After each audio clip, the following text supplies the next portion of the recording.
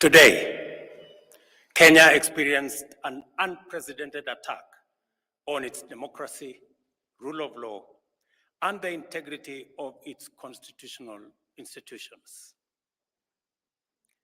An otherwise legitimate expression of the fundamental rights and freedoms of assembly, demonstration, picketing, and petitioning of public authorities by a section of law-abiding citizens of the Republic of Kenya was infiltrated and hijacked by a group of organized criminals.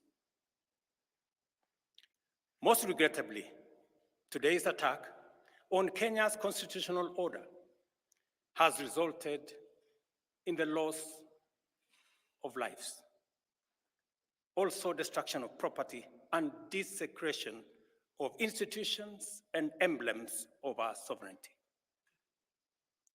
Today's events mark a critical turning point on how we respond to grave threats to our national security.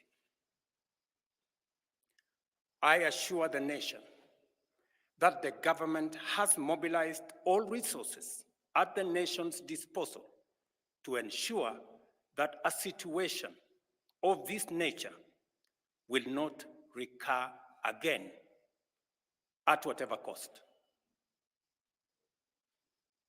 I thank our security officers who were on duty today for applying themselves to the best of their abilities in the defense of Kenya and its people.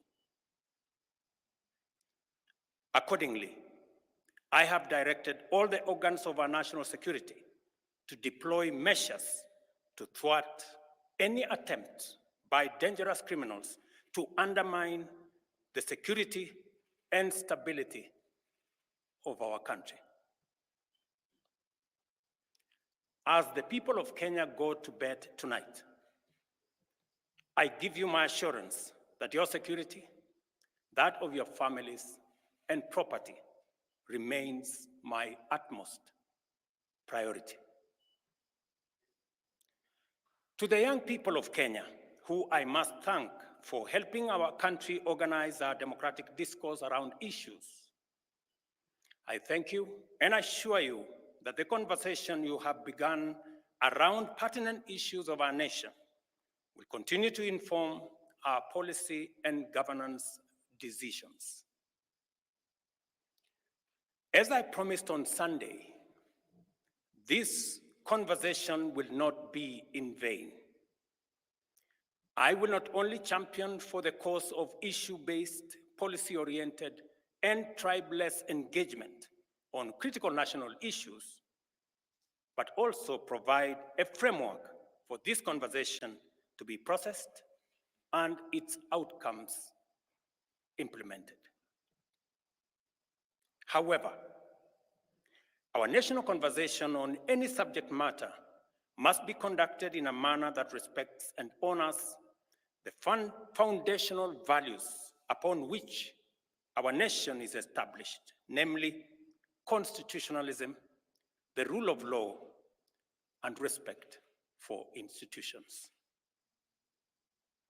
It is very painful for Kenya that a conversation this crucial was hijacked by dangerous people who have caused us the kind of loss we have incurred as a nation today. It is possible that the criminals who rained terror on innocent people and attempted to challenge our law enforcement deployments are still determined to continue with their dangerous behavior. I assure the nation of the government's determination to fulfill its constitutional duty of protecting the people of Kenya against all forms of harm. I hereby put on notice the planners, financiers, orchestrators, and abettors of violence and anarchy, that the security infrastructure established to protect our republic and its sovereignty will be deployed to secure the country and restore normalcy.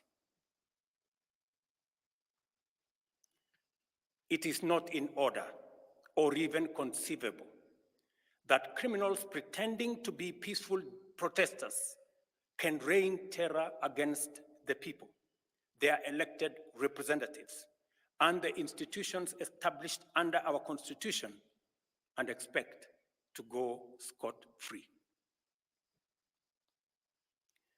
We must isolate crime from democratic expression and separate criminals from people exercising the freedom of expression and divergent opinion.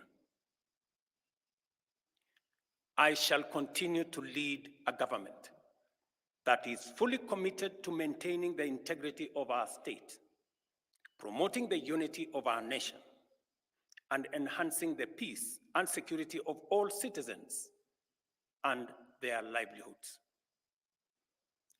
I am bound under sacred constitutional mandate to respect, uphold, and defend the Constitution of Kenya, which declares that all sovereign power belongs to the people, and that this power shall be exercised only in accordance with the Constitution.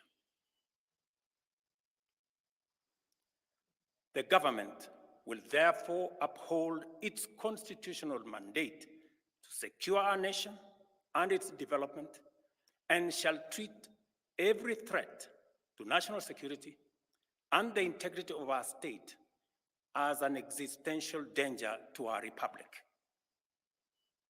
Accordingly, I assure Kenyans that we shall provide a full, effective, and expeditious response to today's treasonous events. Thank you.